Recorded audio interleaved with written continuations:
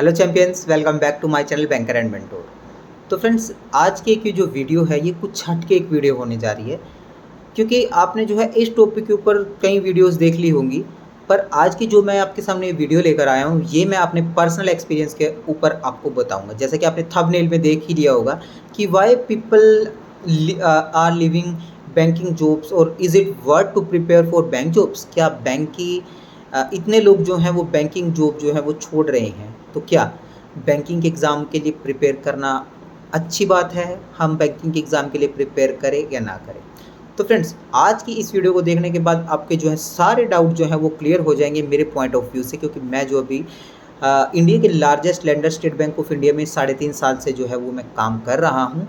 तो मैं आपको अपने पर्सनल व्यूज़ आपको दूंगा इसके ऊपर, ताकि जो है आप लोग जो कैंडिडेट जो हैं वो प्रिपेयर कर रहे हैं बैंकिंग एग्ज़ाम के लिए, तो उनको जो है अपने इस मैं एक्सपीरियंस से बताना चाहता हूँ कि क्या आपको प्रिपेयर करना चाहिए या नहीं करना चाहिए।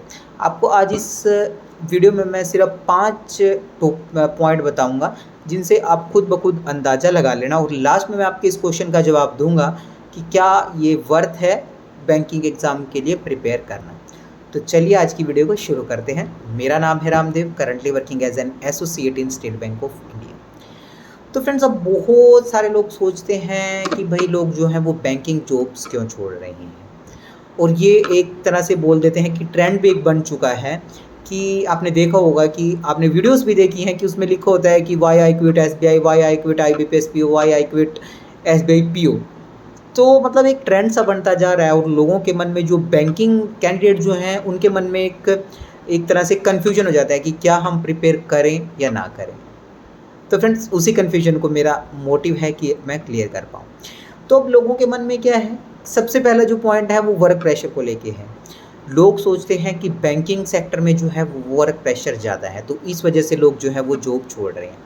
तो फ्रेंड्स, ये बात जो है वो बिल्कुल सच है। वर्क प्रेशर जो है वो बैंकिंग सेक्टर में है, और ऐसा नहीं कि ये किसी भी सेक्टर में नहीं है। जहाँ मतलब आपने ऐसा कोई भी ऑर्गेनाइजेशन आजकल नहीं है कि जहाँ पर आपको वर्किंग प्रेशर नहीं है, आपका टारगेट नहीं है।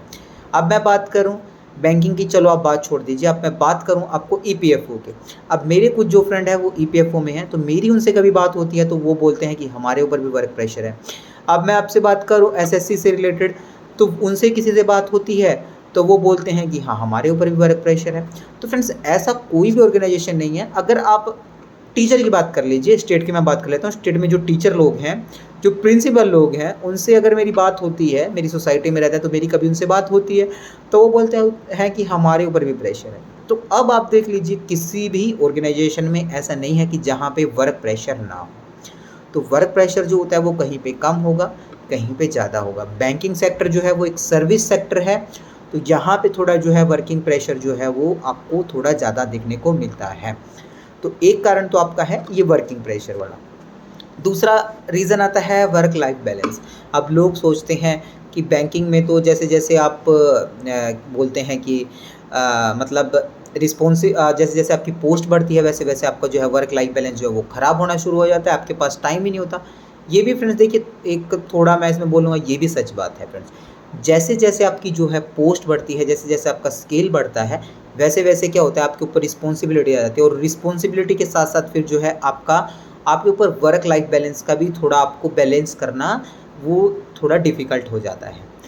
अब मैं आपको एग्जांपल देता हूँ। अगर आपके परिवार में आपने देखा होगा कि आपके परिवार में जो है सबसे छोटा जो बच्चा होता है, या सबसे छोटा जो होता है यंगर, वो एक तरह से मनमौजी होता है। उसके ऊपर कोई उसको मतलब एक तरह से कोई इतनी दिक्कत नहीं होती, कोई परेशानी नहीं होती। और जो घर का सबसे सीनियर जो इंसान होगा, मतलब आपके फादर की बात कर लीजिए, या आपके ताया जी की बात कर लीजिए, आपके दादाजी की बात कर लीजिए, जो उसके ऊपर जो है, जो घर का सबसे एल्डर मैं बोलूँगा है, उसके ऊपर सबसे ज़्यादा रिस्पॉन्सिबिलिटी होती है। और उसके ऊपर जो है वो मतलब उसको जो है पूरे परिवार को संभाल के रखने की जो है वो चिंता होती है। तो इस प्रकार ही आपके ऑर्गेनाइजेशन में भी जैसे जैसे आपका स्केल बढ़ता है, जैसे जैसे आपका जो है वैसे वैसे ही आपकी जो है रिस्पॉन्सिबिलिटी बढ़ती है, तो वर्क लाइफ बैलेंस करना थोड़ा सा मतलब डिफ़िकल्ट हो जाता है। तो ऐसा नहीं है खैर फ्रेंड्स कि हर एक जॉब में ऐसा होता है, कहीं पे मैं वही बोलूँगा, कहीं पे कम होता है, कहीं पे ज़्यादा होता है। तो 2 ऑप्शन तो मैंने आपको बताए। तीसरी मैं बात करता हूँ बेटर अपॉर्च्युनिटी। तो फ्रेंड्स, अब आप ही मुझे बताइए कि अगर आपको आज बैंकिंग की जॉब मिल जाए, आप प्रिपरेशन कर रहे हैं, तो आप उसको छोड़ोगे तो नहीं ना।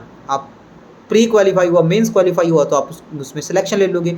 आप ये थोड़ी कहोगे कि ना मैं नहीं, मैं तो ज्वाइन ही नहीं करूँगा, मैं तो कोई दूसरी जॉब देखूँगा। तो ऐसा नहीं होता, क्योंकि अगर किसी को भी, हर एक जो इंसान होता है वो हमेशा बेटर अवसर के मौके की तलाश में होता है। तो अगर आप किसी को भी बेटर अपॉर्चुनिटी मिलती है, अगर आज मैं बैंक में काम कर रहा हूँ, मुझे कोई बेटर अपॉर्चुनिटी मिलती है, भगवान करे मेरा आरबीआई में हो जाता है या कहीं पे और हो जाता है, तो फिर मैं भी क्या है फ्रेंड्स, मैं भी इस अपॉर्चुनिटी को छोड़ के जो है वो बेटर अपॉर्चुनिटी के लिए जाऊँगा ना। तो एक ये भी आपका जो है एक कारण होता है, मतलब जिस वजह से जो है वो बैंक जॉब जो है लोग वो छोड़ते हैं। अब कई बार क्या होता है फ्रेंड्स, चौथी पॉइंट की मैं बात करूँ, चौथा पॉइंट हमारा हो सकता है पर्सनल रीजंस।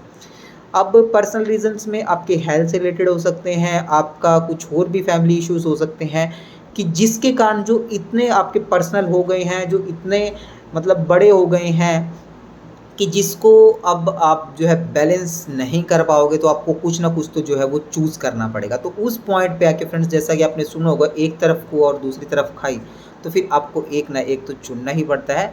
और उसमें से क्या होता है फ्रेंड्स, तो लोग फिर अपने परिवार के साथ, अपनी फैमिली के साथ या अपनी हेल्थ के साथ जो है वो जाना प्रेफर करते हैं। ये आप भी समझ गए होंगे।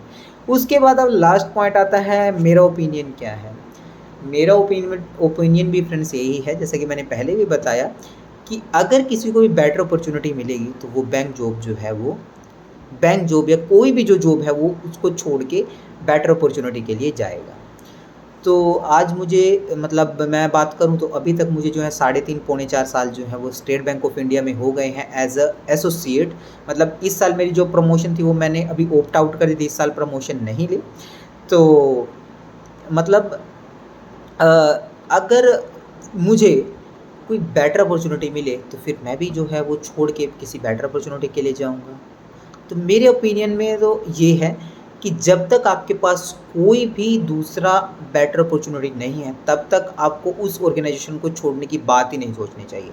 अगर आप उस बात को सोच रहे हो तो फिर आपको उसके लिए मेहनत भी करनी है, उसके लिए आपको प्रिपेयर भी करना है।